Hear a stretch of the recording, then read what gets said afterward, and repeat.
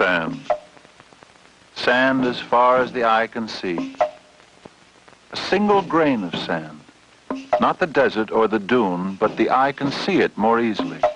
And in seeing it, we can better understand this vastness.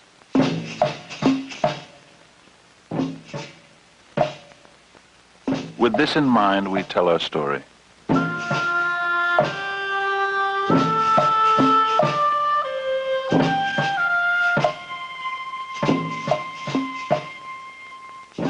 From the summit of the highest mountain,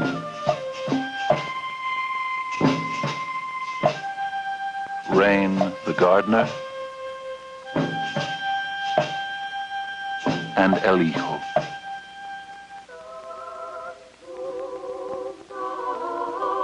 If one tries to look up there, one can see only garden.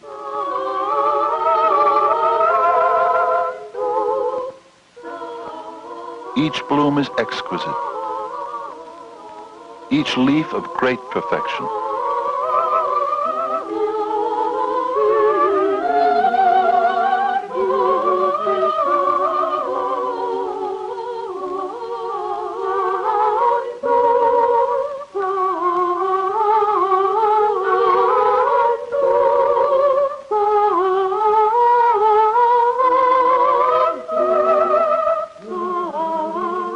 Who has measured the seas and the oceans in the hollows of these hands?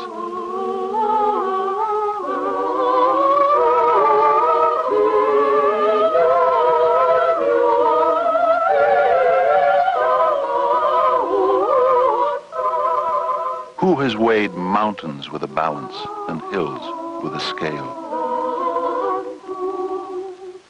To these newly created creatures, says the gardener, I give my valley. He shall be king and she shall be queen in the valley below. Only my garden is forbidden them.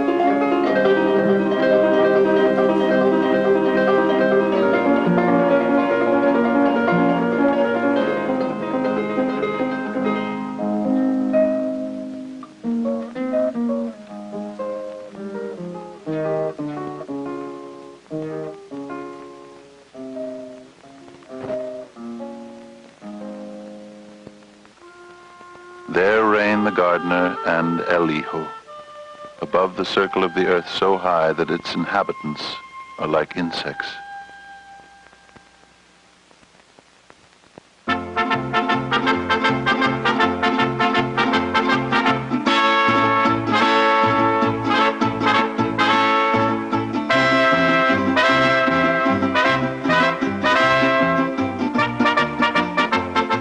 Creatures discover the sweetness of the valley, and life is idyllic, save for the anxiety of being just creatures. Arousing in them a strange and unaccountable defiance, an inner stirring first felt by Bruja, who tends this garden on the valley's farther side, opposite the summit.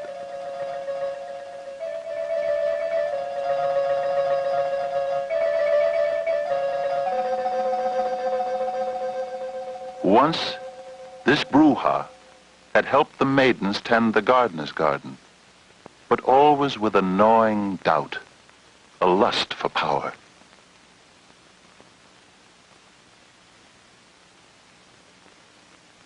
Until, rebelliously, Bruja urged the others to join and seize the garden.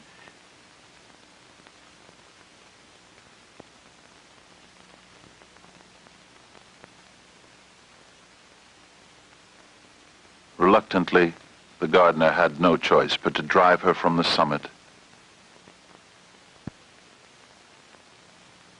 And Bruja descended into the valley,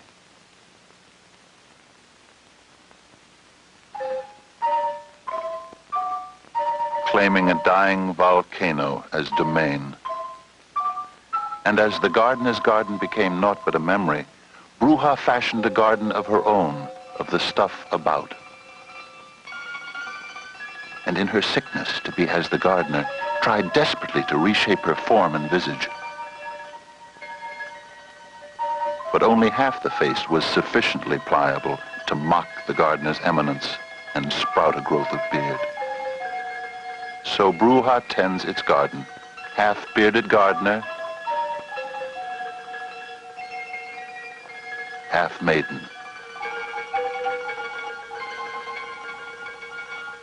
And its tending is confusion.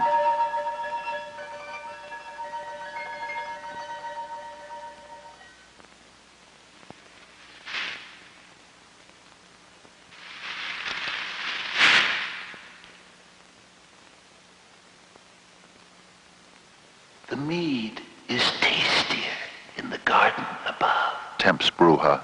Fly to it. Feed of it. Felicity. Tell your mate.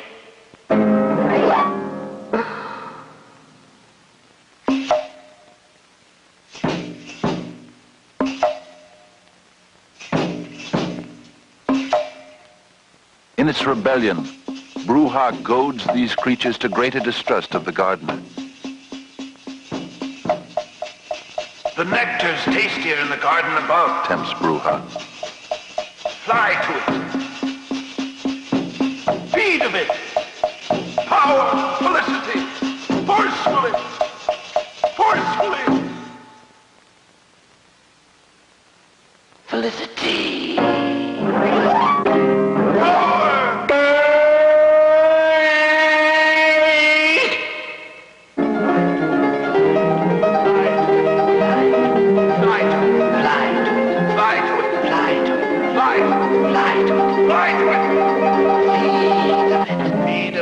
Violated. Feed of it. The gardener's garden. Feed of it. Feed of it. Feed of it. Feed of it. Feed of it. Feed of it.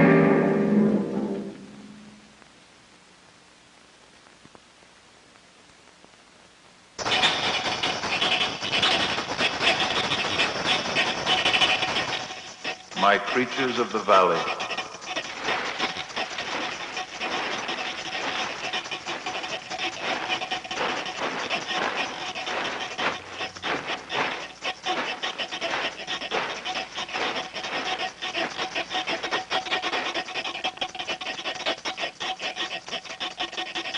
With a tap of his thumb, he can destroy them. But he will not. Yet he cannot permit another rebellion for their destiny and for his garden.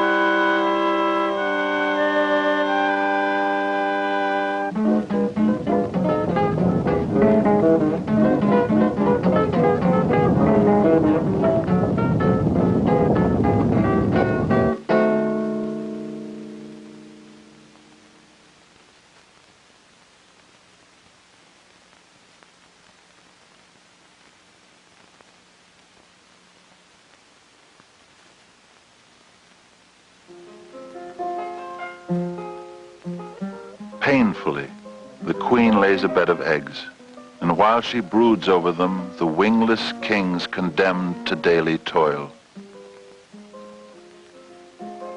All born here will be wingless. Occasionally, the wingless pair glance up to the mountain where the garden grows, with great longing.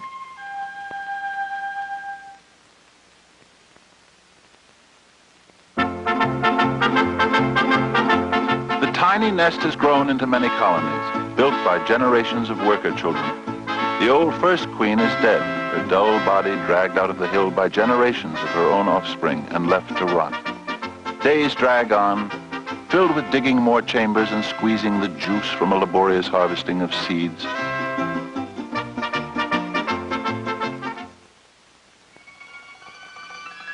Only the worship of a garden by the crater, tended by an awesome being they dare not offend, relieves the monotony of the daily rounds.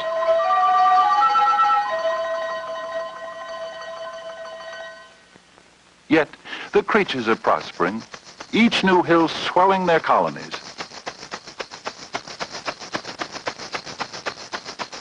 Some become builders. Why not shirk a while? Some farmers. Get yours. I'll get mine. Herds of plant lice are brought to and from pasture and milked for their honeydew. Watch out for number one. Workers carry leaves as compost for beds of especially cultivated mushrooms. Open your eyes and curse the others. The young are fed and cared for by conscientious nurses. Curse the others. Curse! Curse! Now, a greedy queen suspects that her workers are withholding the honeydew they collect for her colony. She exploits them as living storage jars. The honeydew is forced into them.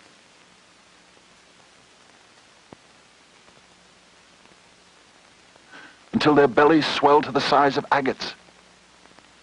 Now, some steal into the nurseries of their neighbors to snatch their eggs for food.